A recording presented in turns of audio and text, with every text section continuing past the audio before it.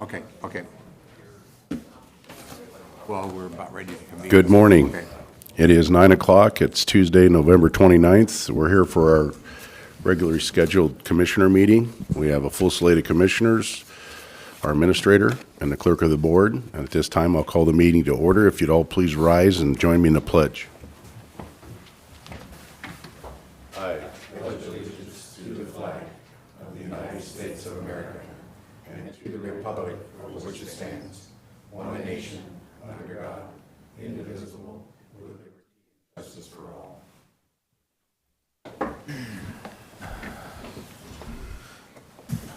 Okay, the first item on the agenda is the approval of minutes from November 8th and November 15th. Is there any corrections, additions, or revisions?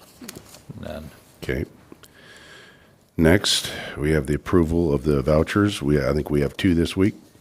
Yes. Move for approval of fund expenditures in a total amount of $1,160,408.86 as presented, and note that it has been reviewed and signed by two representatives of the auditor's office and the county administrator. Second. There's been a motion and a second. All in favor, say aye. Wait. I have the wrong one. So, scratch that. Move for approval of fund expenditures in a total amount of $727,466.63 as presented, and note that it has been reviewed and signed by two representatives of the auditor's office and the county administrator.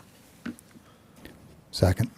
There's been a motion and a second. All in favor, say aye. Aye. Aye. Aye. Move for approval of salary clearing payroll and emergency management payroll in the total amount of $1,160,408.86 as presented, and note that it has been reviewed and signed by two representatives of the auditor's office. Second. Been a motion and a second. All in favor, say aye. Aye. Aye. Aye. Next, we have approval of consent agenda. We have 4 items on the consent agenda. Move for approval of consent agenda items 1 through 4 as presented.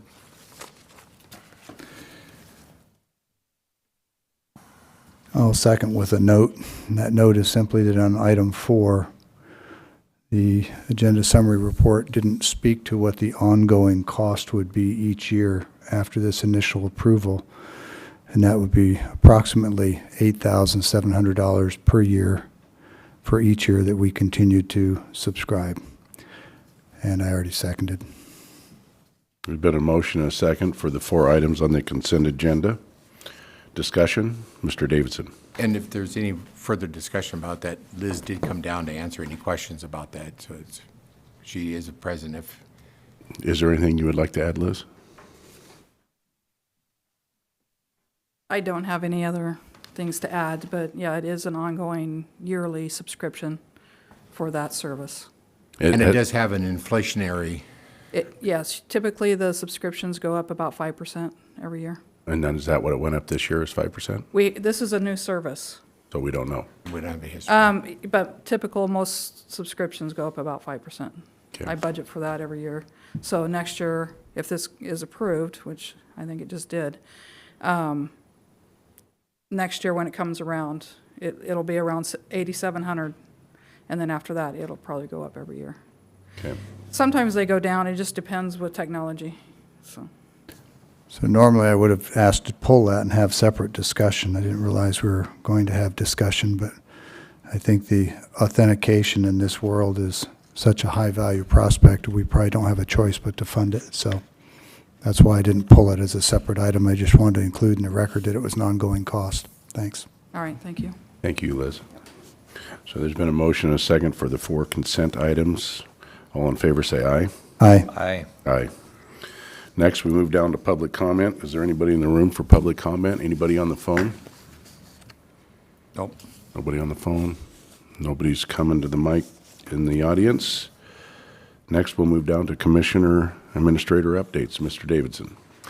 Relatively short week with a 4-day holiday, so Wednesday pretty much I spent my time, one of the major issues is I was trying to get set up with Code Red, because inclement weather and we was having some issues. We had to work with IS and Sean down at, but it's finally working now for me, so I know how to do that procedure. And yesterday was primarily taken up worked on the budget with Tim and Finney and others. So that was it. I do want to just real quickly make note that we did just very recently receive this email that I don't think I shared to you folks, but it's the commissioners, but it's about the Connell Rail Interchange Coalition. You know, we did do a letter of support of that for that $15 million project up in Connell. And they just were sending you a thank you for that. They said they received 40 letters in total from cities, counties, ports, railroads, different companies and everything. Very appreciative of the good cooperative effort everybody put forth on that to try to see completion of that project up in Connell. So just want to let you know that came in. Thank you. Commissioner Peck? Like Mr. Davidson said, short week with a holiday, took a few days off to do a short road trip, and the week prior, as you know, I was at the County Leaders Conference. So other than some meetings with WASAC, including yesterday's update on the distribution of opioid dollars, really not a lot to report this week. Commissioner Mullen? Also sat, excuse me, also sat in on the WASAC update and partook of the canvassing board yesterday on this past election. And other than that, that's it. Yeah, last week I had no meetings, but I had constituents getting a hold of me about houses being broken into out in the rural area, and I just want to encourage everybody to keep their eyes and ears open and be watching, because we are experiencing a high amount of theft out of houses this holiday season. So with that, we'll move on down to administration or office business, budget discussions. Mr. Davidson. Yes, today I want to see if we can possibly get with a budget deadline coming up, looming. It has to all be done by the 15th, and so we're kind of under a time crunch, and so we're hoping to get some good discussion in today, so maybe we had a little bit better idea about where we're going with this. I know that you gentlemen were emailed a worksheet that Tim put together that basically had the 4 different versions. Then we had the opportunity to speak to the assessor's office with Finney yesterday, and we came up with yet a greater explanation, and we will be able to provide that for you of those versions, and we've even added a 5th. I do want to make you aware that, and when we're talking about all these different components that we need to discuss, of course, they're all up, in the air, and they're all up to play, and that includes the bank capacity. The bank capacity in the ones that you have been presented are presented with the entire amount of bank capacity, and you just need to be aware that you don't have to take the entire amount of bank capacity. You could only take a portion, and we just have to use one of those other, balance that by increasing or decreasing, for example, the road shift or some of the other options you have. So basically, those are now the options. Did you want to kind of go through those each individually and talk about the different components that we have? John or Finney, did you want to come up here with Tim, or how we doing this, guys? Yeah, I mean, John, just move that mic down for yourself there so you can speak into it. I may drag Finney over because she actually worked up the numbers for us out of our office. so currently, as mentioned, there's 5 different versions and 5 different, suggested options. And ultimately, it could even, the commissioners could ultimately even decide something other than what's on here. But, just putting our heads together, coming up some different scenarios based on things the commissioners said, or how we think they want it to go. We kind of came up with some scenarios for that. The first one is how it originally came in last week, which was a $900,000 road shift. And then with version 2, it's a $500,000 road shift and a $400,000 transfer in from reserve to make up the difference. Do they have this in front of them or just on the screen? They have it in front of me. And then version 3, it's a even less of a road shift with $350,000 road shift, 1% and banked capacity.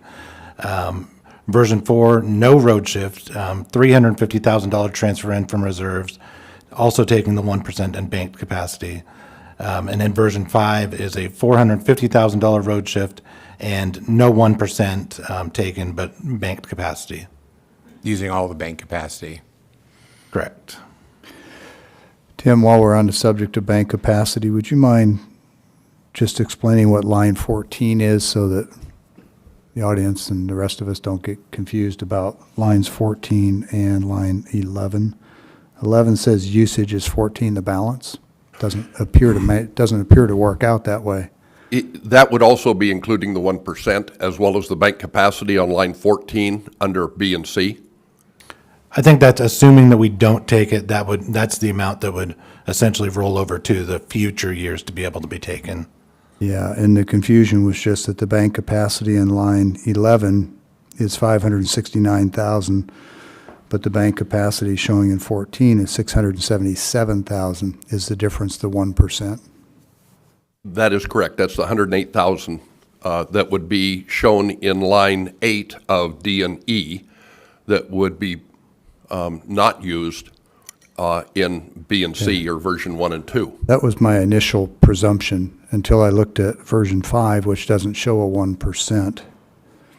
That's because version 5 is not using the 1% this year. It is only using bank capacity of the 569,147 shown in 11, line 11. So it shows a bank capacity of 108,000, which is the current 1%. It's not really part of the bank. Is that accurate? It'd be banked in future years. Future years, but it's Yeah. not current bank capacity. Okay. Correct. All right, well, just making sure I had a We handle. have to keep bank capacity from previous years separate from the 1% for the current year. Totally get it, and that's Yeah. why I was asking, because you didn't do that in version 5. Right? And That's Yes. okay, we can Yeah. move forward. Correct. Yeah, version 5s would show it going in as a bank capacity for the future years, line 14. That's where that 108 shows It's a up. little bit of current data with future data mixed in, I get Correct. it. And these are preliminary numbers, but they're very, very close. We can't get fully until we actually set the levy rates the first part of January, but these are very, very close with numbers that we have currently. And what's the current bank capacity percentage? Our current bank capacity is, I don't have a percentage number. It's the 569 is current banked based on, it's probably 3.5 or 4%. it would probably be very close to that. I mean, or if not just over 4. Okay. The bank capacity is not just previous 1%. Of course, it's other. Right. Available, It's certain yeah. things we didn't take. Other offsets in particular. Yeah, and some new construction hadn't been used in the past, things like that. And John, can you explain a little bit further that your bank capacity in times where your levy rate might be decreasing is Yeah. actually... If you take a look at line 11 on bank capacity that we have on version 3, 4, or 5, that 569, 147, if levy rates continue to decrease, which is the trend currently with housing prices and things going up and land values going up, that dollar amount will decrease each year from those previous because it's based on the previous levy rates. So what's 569 available right now, come let me- next year, Let me be sure I understood you. It's based on the levy rate and not actual collection? it is correct. It is based on a levy rate of the highest lawful and then the levy rate from the previous year. The dollars don't carry across as a dollar for dollar. The highest lawful levy rate carries across, and then based on the previous year's levy rate. So as the levy rates decline, your bank capacity declines other than the new 1% that you may not use and you add into banked. So in a time of decreasing levy rates, you can be losing bank capacity by holding it. Absolutely. If you have a reverse curve, then you could be increasing, but otherwise you're losing, and this has been diminishing for the last several years. And locally, we have an example of an entity taking bank capacity in a very big way, a lot of bank capacity, and that was the city of Pasco just a couple years ago that That is correct. They used their bank capacity. I believe that percentage was very close to 23%. It was just under $2 million a bank that they used. Now, had they have not done that, it wouldn't be worth nearly $2 million right now. It would be less because the levy rates have been declining. But we don't have to, but still, we do have the option of taking any amount of the bank capacity. Correct. Any percentage amount whatsoever of what's available, up to the 100% of it.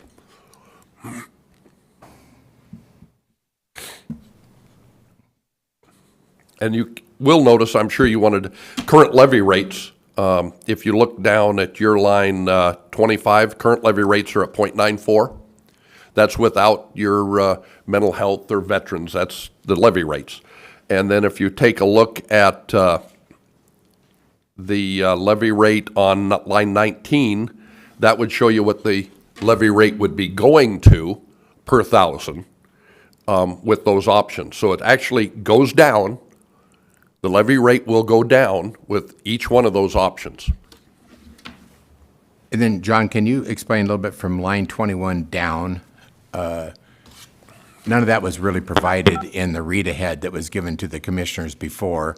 That's additional information provided with that example of a $350,000 house.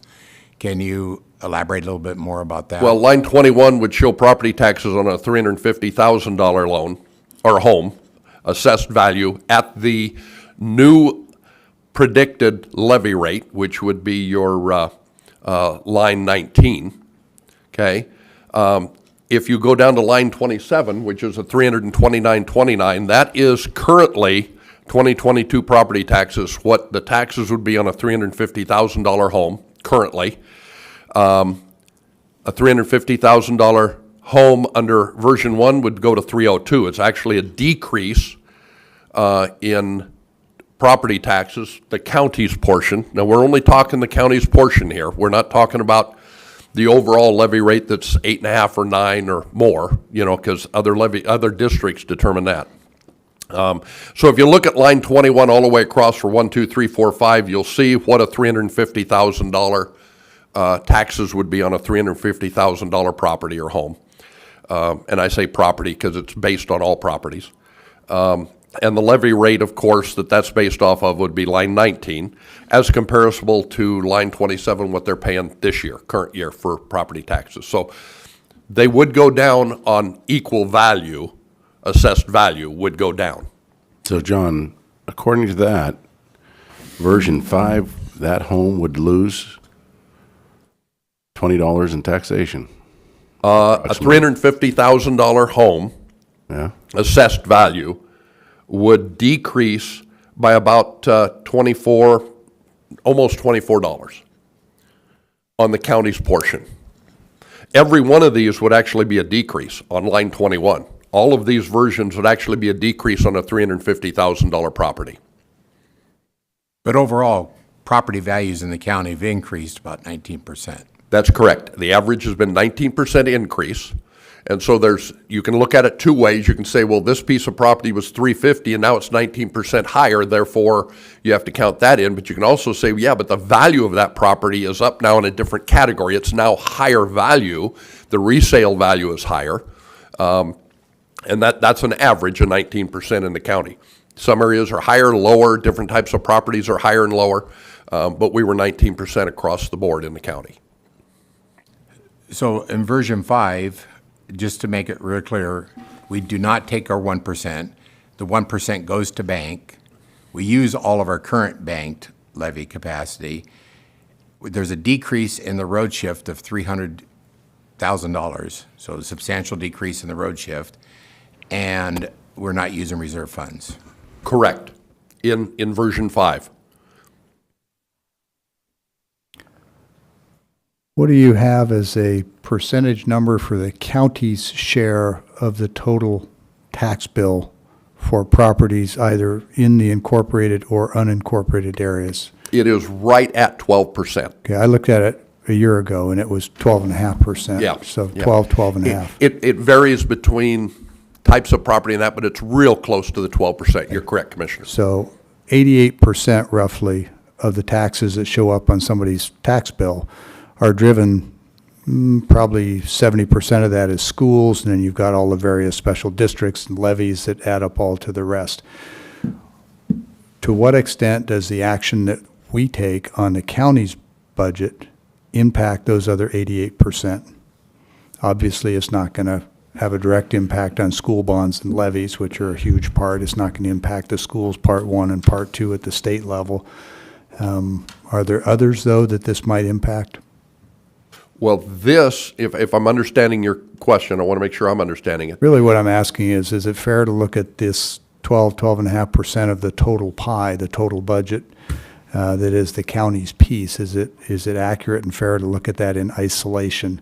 It seems like it is, but I just want to be careful that the perception when you say line 27, the current tax in this house is $329.29, and in these 5 options, the tax would go down. The county's portion of the tax would go down, but since we're only 12% of their total tax, they could still see a massive increase in taxes from other areas. Yeah, which the commissioners have no control over. That's the point I'm trying to Absolutely. make. We're specifically addressing for you what your piece of that pie will affect, and yes. I get it, as I often do. I'm just trying to put on the Pasco record. chose not to do the 1%. They voted on that, so I'm not speaking out of turn there. That was their vote. We have no control over the schools. 67, 68% on the average is what the taxes are Yeah, from the I'm just- schools. Because we had some discussion about these taxes would actually go down, I don't want people to be confused. The county's portion might go down a couple of bucks, but there's no guarantee that the rest of the other 80 or so percent of their budget could go up, could go down. and That's correct. We have no control over all those Likely- other taxing districts. likely to go up. Okay. Yeah. Again, And in fact, the Pasco School District may be going for a fairly good-sized levy. My understanding is they're going for a fairly substantial bond in Yeah, high February, school. which Right. would, and by the time Not that bond speaking for comes them, out, but yeah, just- they won't know what their property tax assessments or taxes are before that bond is being voted on even, probably. And that measure is exactly why I brought this up, because should it pass, it'll increase taxes at a time that we're talking about reducing taxes. And My personal home will go up about $200 just from that. Yeah. Which I've calculated that is how it'll impact me personally on that school bond if they pass it.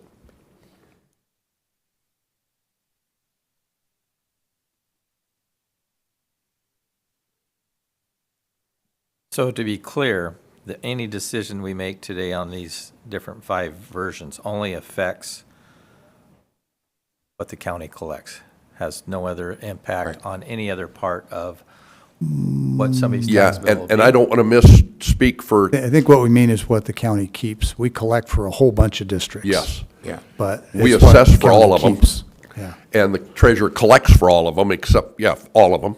Yeah. But this is only for what the commissioners have control, power, authority to budget and deal with, Doesn't increase any other part of the taxation, only the part. or decrease. We have no control over the other taxing entities. And this reality that the county is only about 12.5% of the total, and that percentage is going down, is why I was able to say in a previous meeting that taking the 1% is somewhere in the area of $5 a year.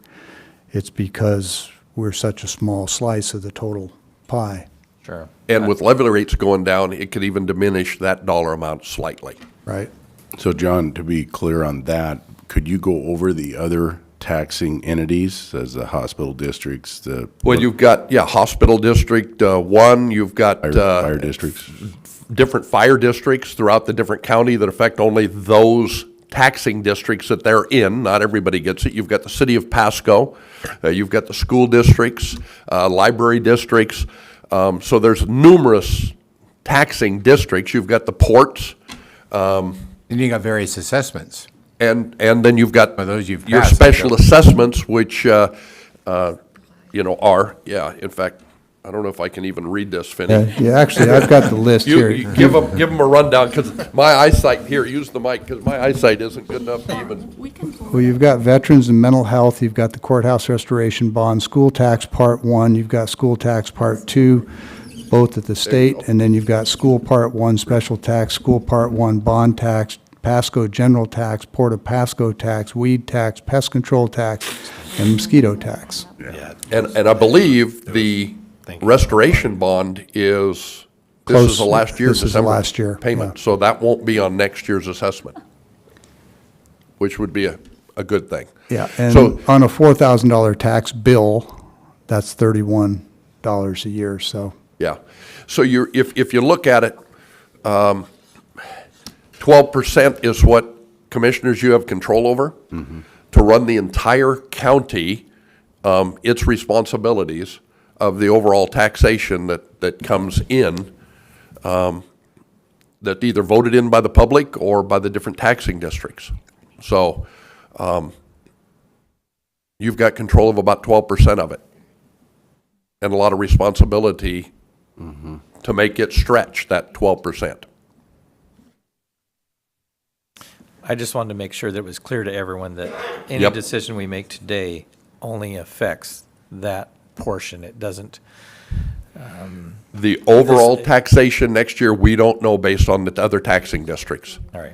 And the voters. The voters in February will be determining for the Pasco School District a bond. I don't know if there's others that'll be out there or not. So I don't know what all is going to be facing the voters, but that will be up to them to approve or not approve.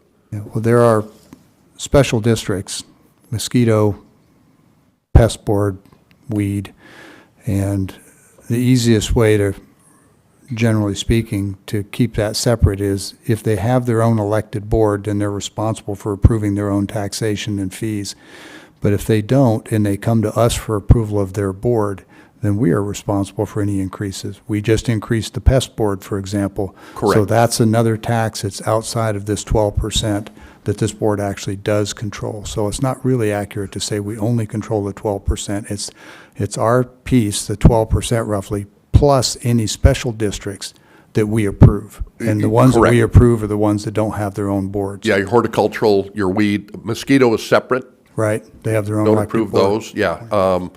Conservation District is only approved once every 10 years before the board here, so that's, Yeah, and actually, I said mosquito has their own elected. I don't remember if we appoint them or if they're elected. I think we appoint them. I think we still Yeah. approve theirs. And yet they're independent with their own budget. It doesn't have to be approved by the commissioners. Okay. Anyway, just Yeah. clarification. Yeah.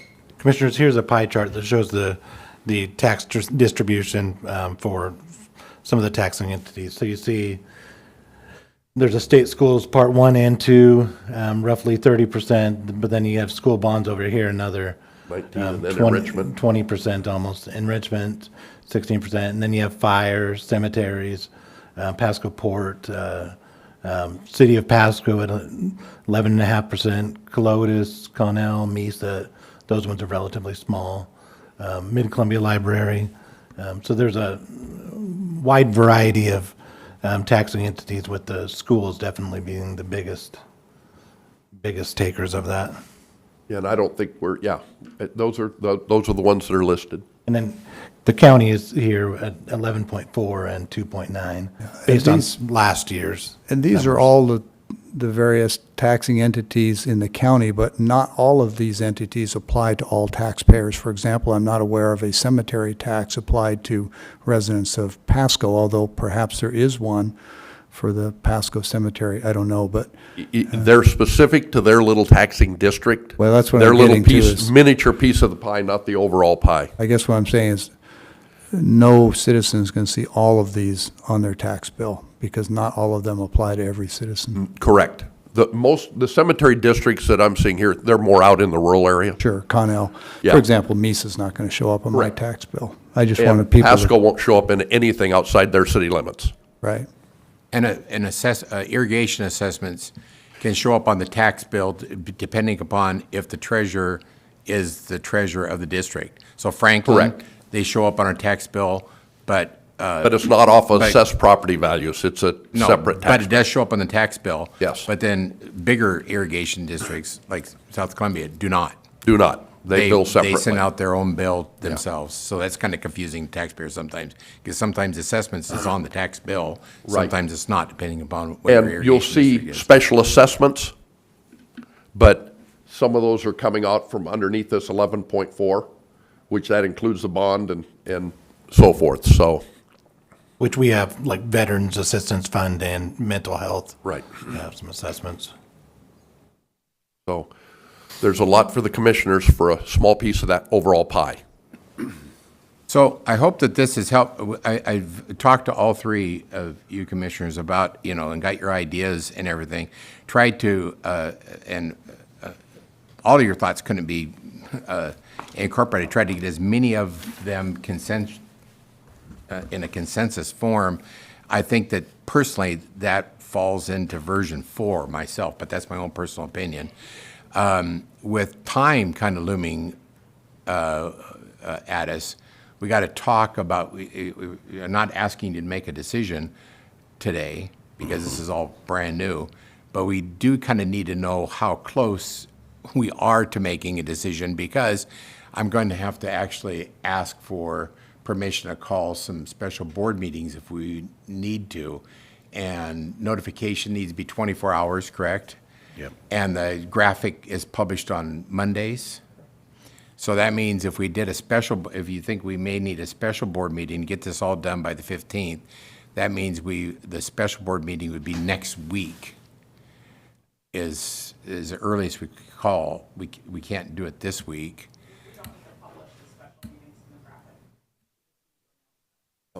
Oh, you do? Our website and publish them in the courthouse. Oh, I'm sorry, I stand corrected. Okay, Anytime, 24 hours from now. okay. Well, that's even better. Thank you for that clarification. I wasn't aware of that. I thought it had to go through the county's official newspaper. Okay? So, With respect to reserve accounts, I think generally accepted accounting practices run anywhere between about, 12 and 15%, a couple of months' worth of your operating. Our county policy is no less than 7%. right. What is the percentage of our current reserve account? What is the, We have just over 2 million right now. I think and we should have closer to roughly 3.5 million, I think. So what is the percentage, was the question.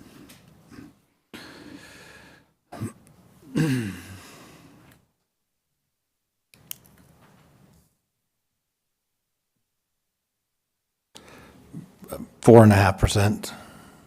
Okay, so generally accepted is 15. We tried to get 11, we ended up with 7 for a county policy, and you said we're at about 4.5? Correct. And actually, I missed it, was it 4 or 4.5? 4.5. 4.5, thanks. I bring it up because over the years, I've watched this county pull on its reserve accounts to use for things that really weren't emergent needs. They were wants and wishes and certainly needs in some cases, but I have a real concern about taking a reserve account that should be north of at least 10%. It's only at 4.5, and tapping into it for the purpose of making this budget work, especially when we're looking at a rate structure that actually would reduce taxes. So, yeah, most peer associations do actually recommend, like Commissioner Peck said, is a 2 months cash flow, which is 15%. GFOA, Government Finance Officers and others nationwide recommend that. So our adopted policy is about half of what they recommend that we have. and we have, And our actual's about 55% of our policy, so.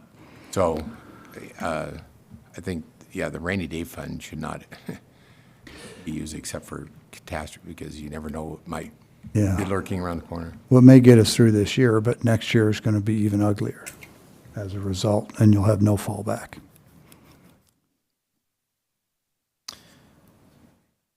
This year is, I'm sorry. Well, I was going to say, my thoughts are, would be not to dip into the reserves. Although I want to see the road shift reduced, if not eventually, I would like to see it eventually eliminated. As I don't think it's right to take money from the road department to pay our bills. But taking out of the reserve, I think, is not a good idea. With version 3, the road shift is reduced to 350,000, and I do believe that's a very good start.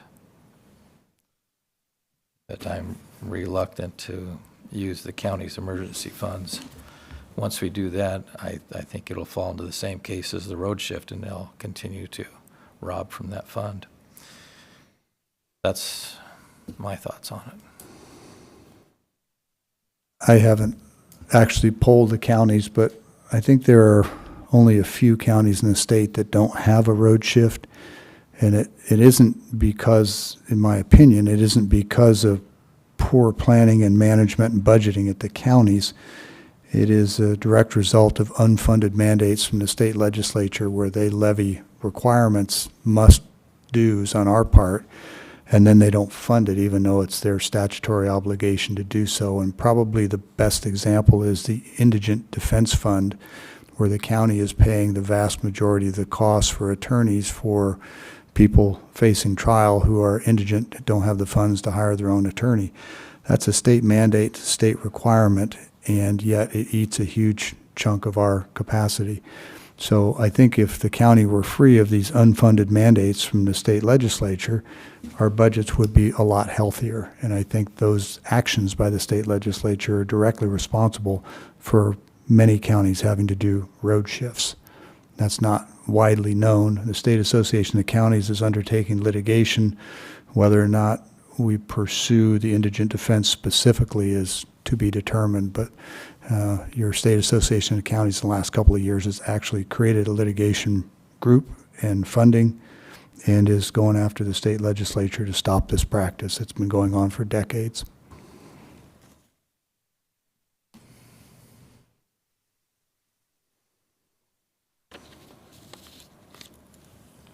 And it doesn't take we're not taking the 1%. You've actually talked about that too. We're not taking the 1% in the version 4, and I think that is something else you would prefer, right?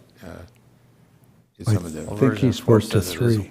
taking the 1%, doesn't it? taking 1%? Okay. On version 4, it is says 1% and banked, which is the same as version 3. Oh, you're right, yeah. It's just that in version 4, we're taking 350,000 out of the emergency fund, which I don't think that's a good practice. But that's just my opinion. So version 5. I think you guys have given us a lot to think about here, and we still have next week to pass this within the time limit, correct? So we don't have to have any special meetings yet, but we can sort of look this over and talk about it next meeting, maybe make a decision next week if that works for the other commissioners. Well, it concerns me the amount of money that we've been taking away from the road, with the road shift tax, or I'm sorry, with the road shift, we're robbing money away from our roads department, and I think our roads are starting to suffer. And I don't believe we can go down that road to continue to let our roads deteriorate, because without proper roads, we won't get product to market, and I think in the long run, it'll end up costing us more money. Tim, what's the total county road budget? I'd like to get a sense of how much this road shift impacts the total.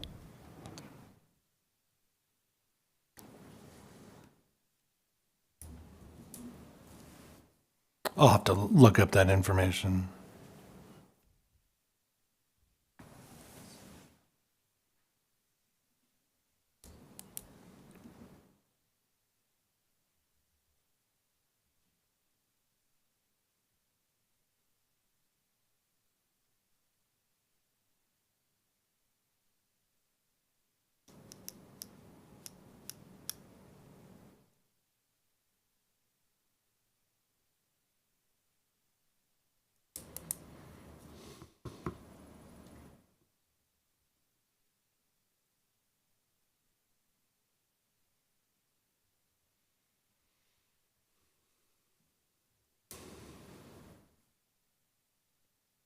$11.7 million.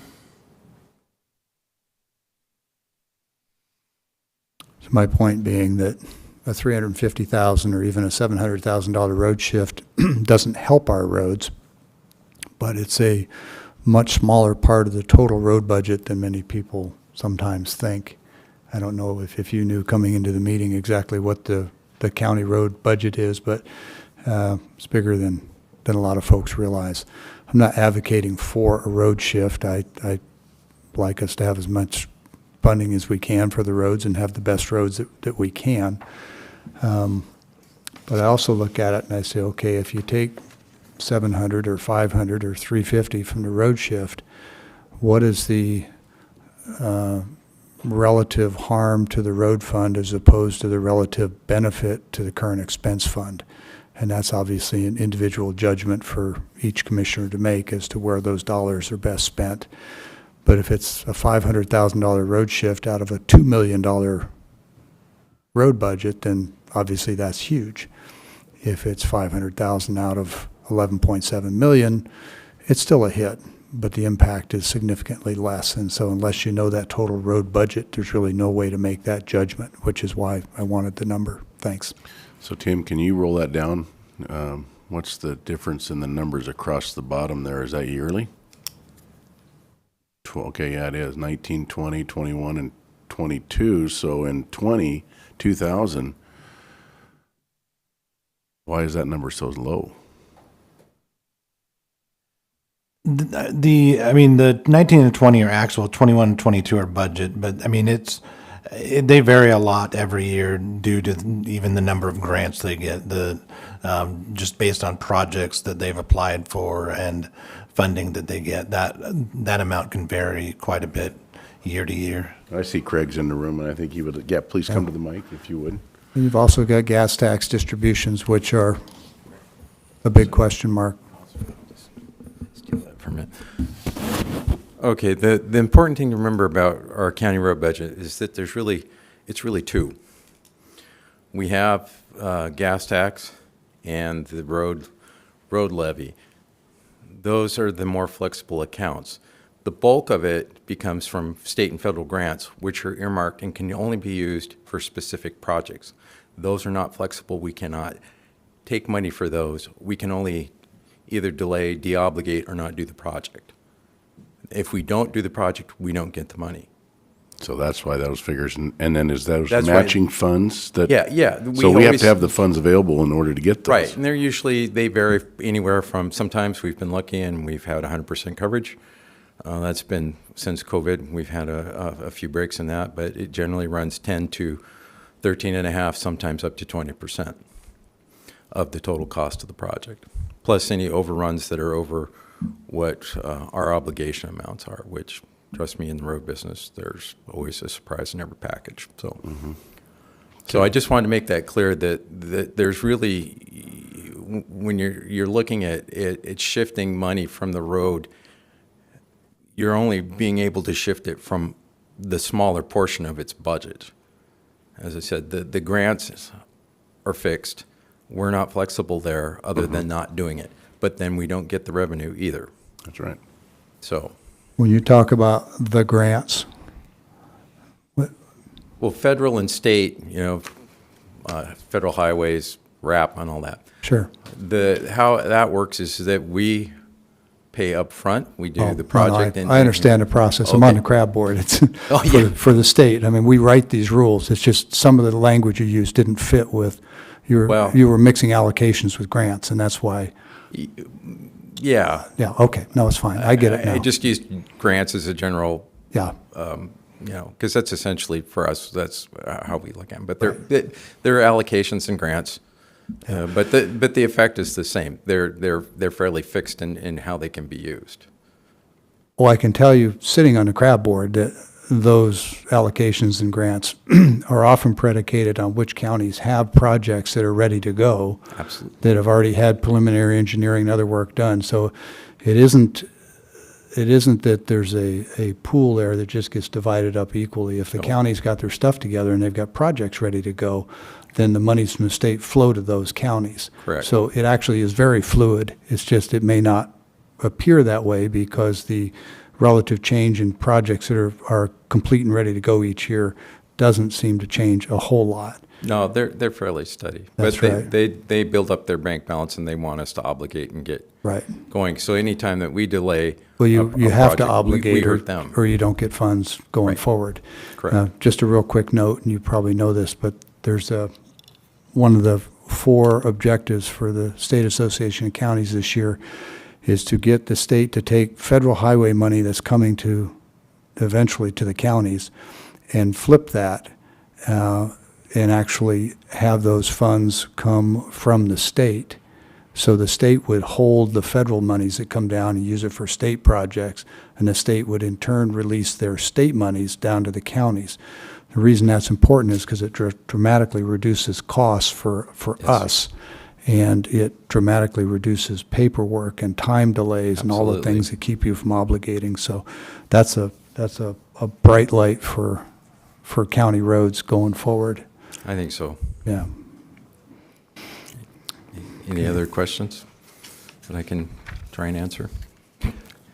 Not a question, just a comment. I'm not a fan of road shifts either. I never was, and I'm even less so now that I sit on the state's County Road Administration Board, where you see how much money really is out there and how tight it is. So I don't want to give you the wrong impression, but No, and we've always been fully aware of Public Works. I mean, sure. we're part of the greater county, and we understand that that's something that sometimes has to be done. We Yeah. just ask that it be looked at very carefully. And with gas taxes declining rapidly due to electrification of vehicles, what we call the RUC charge, the road usage charge, Yep. whether it's by GPS, this was all discussed at the conference a couple weeks ago, and I think you were there. Yes. When that happens, those numbers will likely stabilize because the gas tax revenues, which are declining, would be replaced by some flat rate mileage charges. I hope so, if they're smart enough to get 18th Amendment protection. Yeah, We'll see. good point. What currently is the road shift this year? I 750. believe it was 750,000 was our shift, I think, for this budget year. And when I For came 20 into office, it was 1.7 million. Correct, which was approximately half of the road levy. Yep. How many projects were we unable to do this year because of the road shift? Well, we've pushed a few into the future, I think 2 smaller projects. But we already had the bridges, which were well-funded and obligated. And we'd spent several years getting the Pasco-Colotis project up to snuff. So, So like do I said, we- we pushed a couple of smaller safety projects off because of just cash flow and where we were at in the project cycle. So it was both financial and logistical. So, Mr. Erdman, question I have is how much influence do we have over Highway 17? Because I understand my brother moved a tractor yesterday and it was pretty, we need pull-off spots on that dang road. So we need to really look at that because it's going to create wrecks. People are dying. That's Washington State Department of I know. Transportation, and We need some pull. yeah, We and need pull-off spots. I agree. 17's got some issues, and I've been in their ear whenever I can to tell them, especially at R170, to have deceleration lanes there, because I've been, to a couple of very awful accidents at that intersection over my career, and I'd not like to see any more. Thank you. Appreciate your Yeah, time. thanks, Craig. Craig does an excellent job of running his department. I do appreciate your hard work. Thank you. Is there any more discussion? I would just ask what else we can do to move this forward rather than kicking the can down the road and ending up having to have special meetings. I don't think that's how we ought to be planning for it. We ought to be driving toward a decision. I appreciate that. So I was going to actually say that we have to do it next week, basically. We have to get it done next week. And to get it done, that means I'll be bringing a resolution forward for you to act on. So I'd have to have one of these. So I guess I'll just pose a question this way, because I don't want to poll the board. But if I did a resolution based upon version 5, if you folks still think you want to deliberate or talk great lengths more or might have further input, then I would suggest we have, now that Jen tells me we can actually have a special meeting this week, I suggest that we actually schedule a meeting this week so that we could get it hammered out, so that I can have a prepared resolution next Tuesday. Well, it sounds like Commissioner Mullen is, not speaking for him, of course, but he referenced version 3 as being attractive.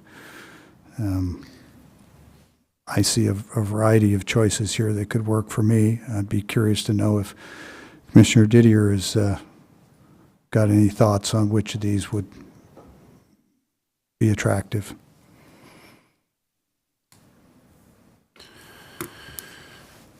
Well, like everybody else, I don't want to raise taxes on anybody. But after listening to Mr. Rosenau, I think that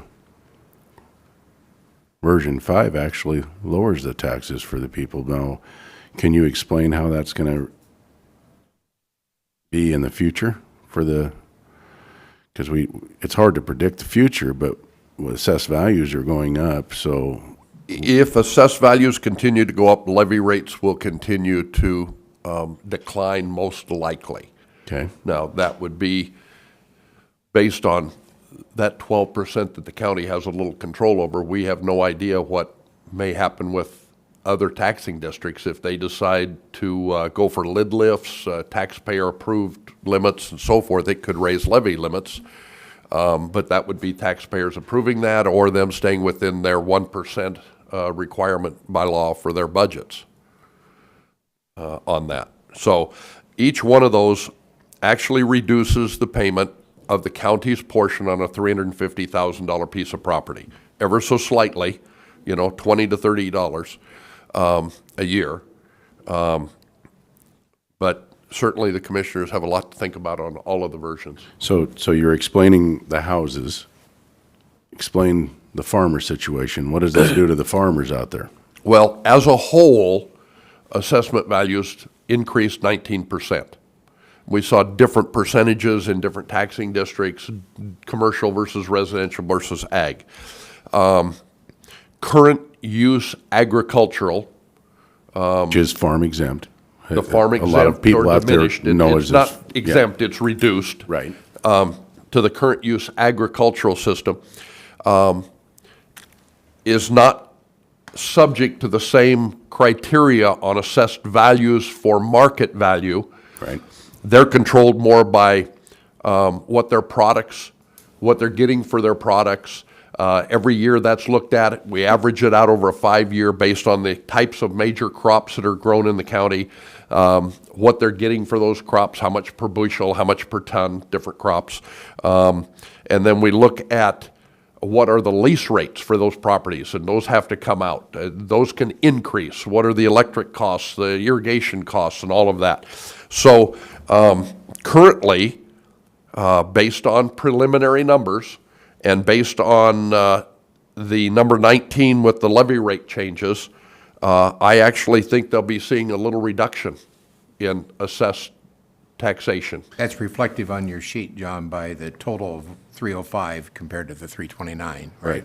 Well, the 305 to the 329, that's overall $350,000 property, but current use is a little bit different, and we won't even be having our hearings with our board until January. I'll be bringing the new resolution in December for the board to approve our board members, and then we'll be presenting to them in January, and then setting some final numbers for next year for the following year's assessment. So we certainly saw an increase in prices. Commodity prices went up this year, but all of the expenses have gone up too. And so we average that over a 5-year period of time. So it's not, we're not seeing a spike of all of a sudden an increase in 1 year of wheat or spud prices or things, because that would take things out of whack. So we balance it out over a 5-year period of time. So John, if I'm reading this chart correctly, all 5 of the versions would have a net reduction in taxes on the $350,000 notional example that you gave. That is correct. All of them decrease the county's portion of taxation.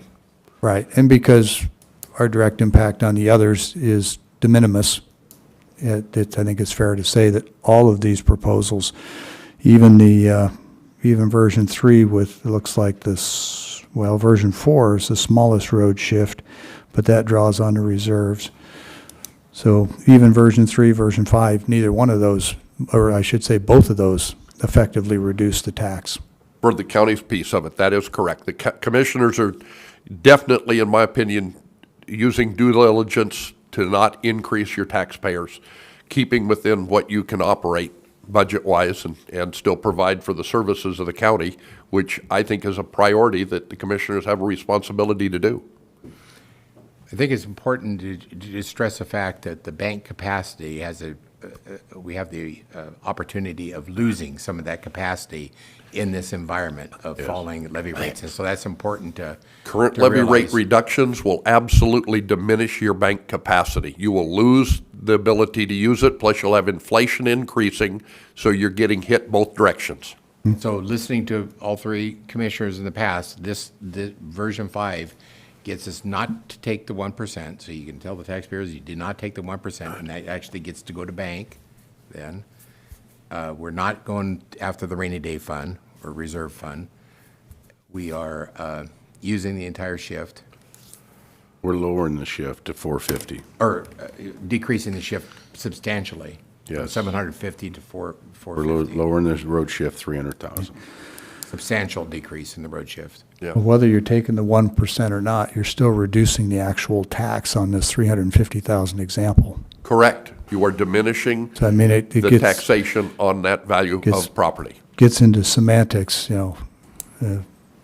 whether I'm able to claim that we didn't increase the tax rate or we didn't increase your taxes. The reality is all of these reduce taxes Every one of them will reduce it on a per thousand on a notional, basis. right, on a notional. But John, that's for 1 year, correct? We don't know what's going to happen next year. That will be up to next year's budget or the following year's budget that you folks will have to Well, work on. we'll be having the same conversation next Exactly. year.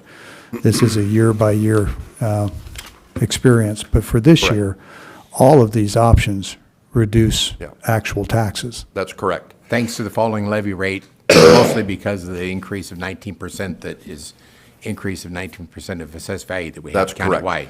So And- that's what's causing this opportunity. So really, the difference between version 3 and version 5 is the $108,000 on the 1%. And we're talking about in version 5, taking an extra $100K from the roads so that we can say we didn't increase or we didn't take the 1%, even though in reality, all of them reduced taxpayers' taxes On the county's portion. on the county's Yes, portion. Right, absolutely, with right. what you've got Well, control over. We have no control over anything else, so Correct. I don't see any purpose in getting into those. Yeah, every one of these choices decrease taxation to the, Yeah, I'm just not inclined to take an extra $100,000 from the road fund just to be able to say we didn't take the 1%, yeah, that's, when in fact the reality is taxes are being reduced by this. yeah. So, again, these are just versions that Tim and Dwayne had asked our office to help work up. Well, I think they cover The a credit pretty- goes to Finney. She worked all of pretty- the numbers up for us, so. Pretty broad spectrum of numbers. Yes. And And yet they all give you an example of a reduction in the county's part of the taxation. So, I think it's a job well done. I just want Yes. to point out that version 2 and version 4 are still taking money out of the reserve. So my opinion is I don't like version 2 or 4. And the difference between version 3 and 5 is 21 cents on a $350,000 piece of property. So, but yet it's 100,000 out of the road, on the road shift. Yeah, you're basically 21 cents difference on $350,000 in property, but you are leaving or taking another $108,000 from road shift. Correct. So, Commissioners, can I offer it this way, maybe so we can maybe move on? I'll rephrase it a different way. I think I see here a consensus amongst you gentlemen with version 5. I would put that, I disagree. So You think the maybe, consensus maybe is you're, on 3? maybe you're leaping here. Maybe we could hear from the commissioners a little bit more, okay? because I don't hear that. Because what I was going to say is I was going to prepare the resolution here, but if we don't hear that, then I think we'd have to have a special meeting to actually vote on this later. And to give you guys time to mull it over, and we do a special meeting later in the week. What advantage is there to saving the 1%? If, I can point at a disadvantage. It's worth less every year. that's If you my have a point. continuation of increased property values, your dollar available to you will decrease every year because the levy rates are decreasing. Yeah, that's my point. So, If it I would be- reverses, then of course, the opposite would be in effect, but that depends on the turn. So let me give you one other little bit of information. If the property values turn and start down, currently our county is 15% under market value on our assessed values on average. So the market can take a 15% turn down, and we're still in there. Now, that's based on state audits that we've just gotten the numbers back last week from, that where our office is at on assessed values overall for the county. Now, that's taking in all consideration of different values of property and highs, lows, and everything on average. So the state thinks we should be about 15% higher than we currently are on our assessed values. We're going to assess them what we consider to be fair and equitable across the board to all of our taxpayers based on information that we have, data that we have, and then the state can audit us and come up with whatever numbers they want. But that's, we're doing it as fair as we can for the citizens. If I'm going to make an error in our office, I will err on the side of the taxpayer. So I'll make that a public announcement. And I'll say thank you for that.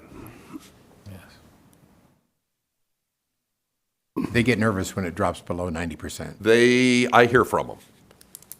Department of Revenue likes to make phone calls.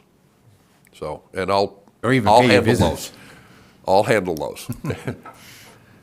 So your $350,000 example, we can simply take any of these taxes and divide them by 3.5, because it's on a per thousand, right? We can calculate it that way. We're on a per thousand. It's linear, okay.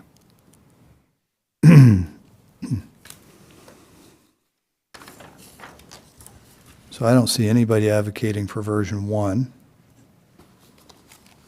And I don't hear anybody advocating for 4. I haven't heard anybody really talk about version 2. Are we really down to 3 and 5?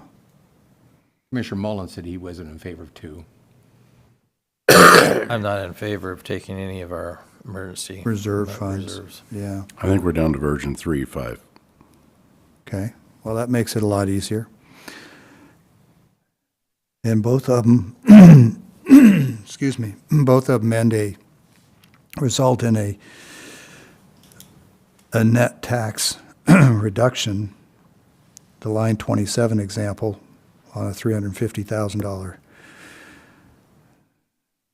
Both of these two options reduce it I mean, they're 21 cents apart, as Commissioner Mullen already pointed out.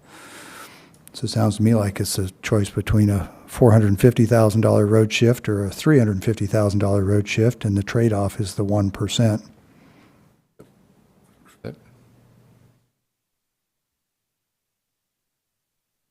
That's what I'm hearing. I don't know. That's- What's anybody that's- else hearing? No, that's what I hear. And unless there's a reason not to take the 1%,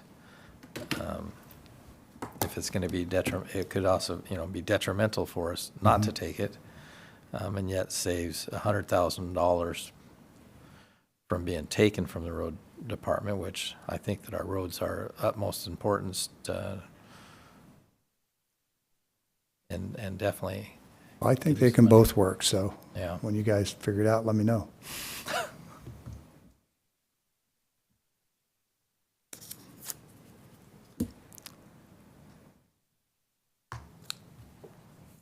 Well, like I said, they both are a reduction of taxes, and the difference is 21 cents on a $350,000 I property. think the real difference is the road shift impact. Yes, But but the final yes, expense, we're talking over 21 cents on a $350,000 property. I think that the 100,000 going back into the road department is a better move, in my opinion.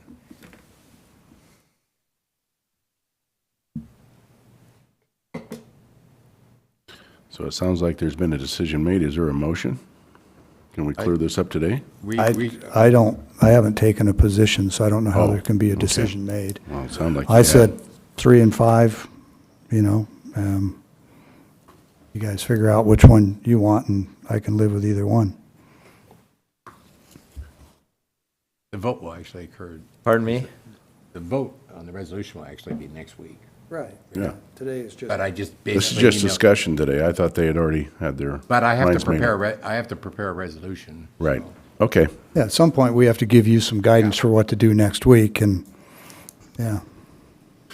All right. So Commissioner Mullen is saying I think he's saying he'd like to see a version 3 resolution. I'm saying a version 5 or version 3, either one I can live with. So really, it's up to Commissioner Didier what his preference might be. Drop the resolution for 3 and 5, and we'll vote on one of them next week, I guess it's 2 resolutions. Okay. if that's okay with you, Mr. Davidson. Yeah. Okay. We'll do All two righty. resolutions, that'll be between those two. Okay. Next on the agenda is public comment. Is there anybody for public comment? Anybody on the phone?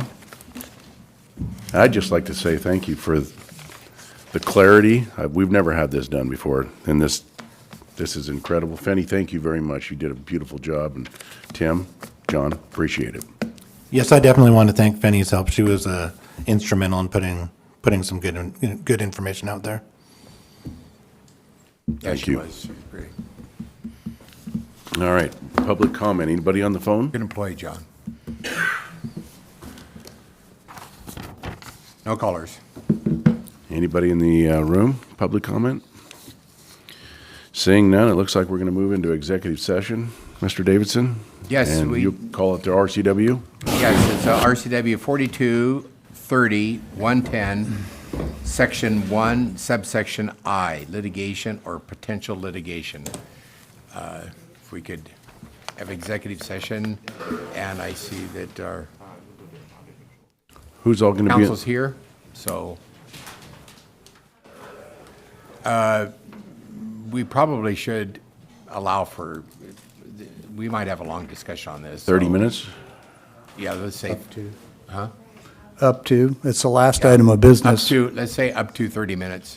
Yeah, are we then- anticipating any business after? Because I'd like to see us say that we're not anticipating any business and we may come out early. Okay, So we're not sitting here for 30 minutes. yeah. Is there, who all is attending besides the commissioners? Do you want HR here? Yes. Okay. And, we got actually a prosecutor here too, okay? Did Jen hear 30 minutes? No business afterwards? John? I'm sorry? The announcement, 30 minutes And we're not contemplating doing any business afterwards. So we can come out early. Could be, I mean, the board could take action afterwards. I don't think they It's are. always an option. Just saying, we're just not anticipating it. We can still do it. Right.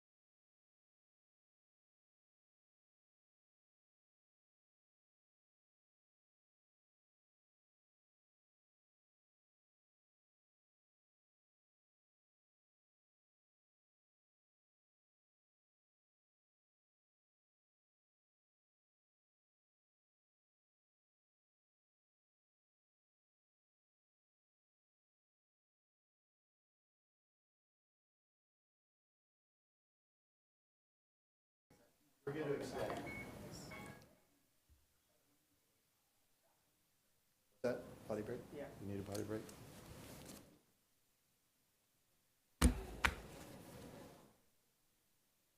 We're talking about a total of what, 25 people in a bed? Okay, we've come out of executive session, and we are going to take a 5-minute recess and reconvene at 10:46.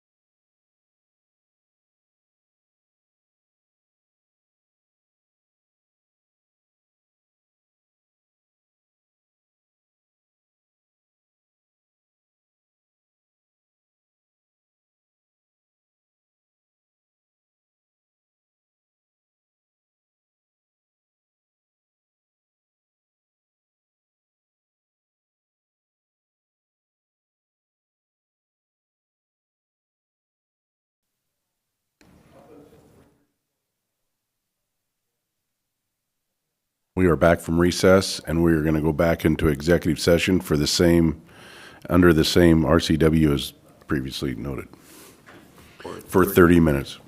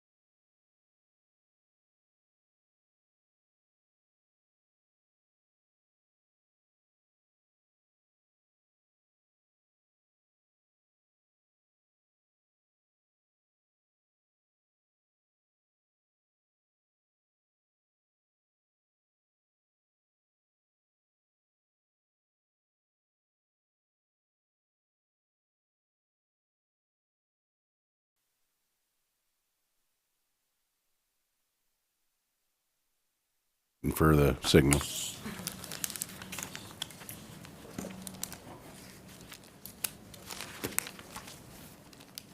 We are back to regular session. We are going to extend the executive session under the same RCW for 5 more minutes.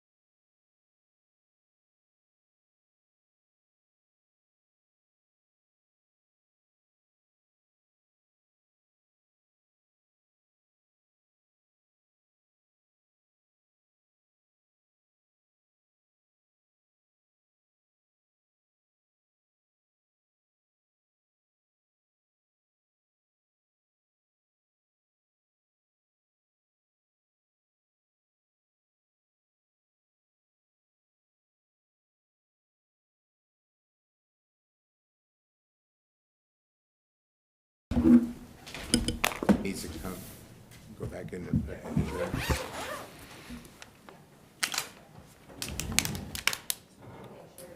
We don't want to have a special we're- meeting, right, about this. We can do this next meeting. Yep. We're out of executive session. We're back to regular session. And is there any other business for the good of the county? Hearing none, this meeting is adjourned.